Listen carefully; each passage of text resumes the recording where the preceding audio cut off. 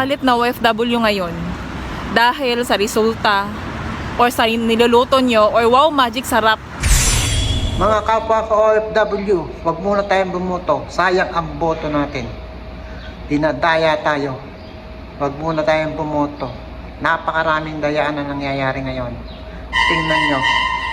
Tingnan nyo ang nangyayari. Yan na ang ginagawa nila. Straight yung boto pero iba ang lumalabas. Narito ang mga testigo.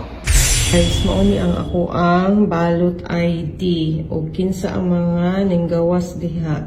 Balon Roberto, mantawang ko kailaan na, man ako nag-vote. Balon Roberto, independent. Na binuang man ilahang busita, wa man ko kailaan na, o man ako gikuan. Colonel Busita. Pacquiao, oh my God, si Pacquiao ning gawas akong kuan. Na binuang ninyo ako milikhaw sa mani. Naana day mo gibutar diha. Daan, Valbuena, agoy, dili yun ni Mao. Ako mga gipang butar, unsa ni? Iba po yung lumabas compare doon sa binoto ko. Yan po yung screenshot. Ayan, mukhang kakaiba, no? Kakaiba po talaga yung lumabas. Arellano, Ernesto, hindi ko po yan binoto. Ayan guys, so mukhang may magic na naman itong result. Bong Revilla, hindi ko rin yan binoto.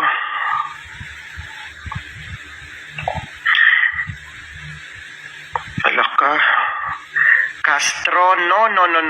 Castro, no. Patayin na. May magic na guys.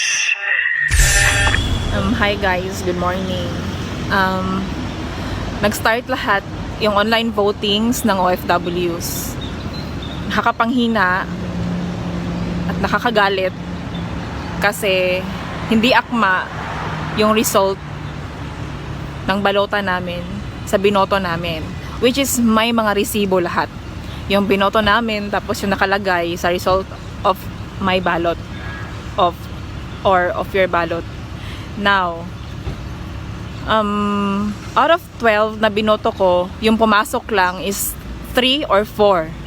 Tapos yung the rest, hindi ko binoto. Kasi I vote PDP laban vote straight. Tapos plus 2 na dalawa na yung sinabi ni Kong Pulong Duterte. Now, Comelec, paki-aksyonan to. Kasi hindi talaga okay. Ang daming galit na OFW ngayon dahil sa resulta or sa niluluto nyo or wow magic sarap. Ano to? Hello Garci? Grabe.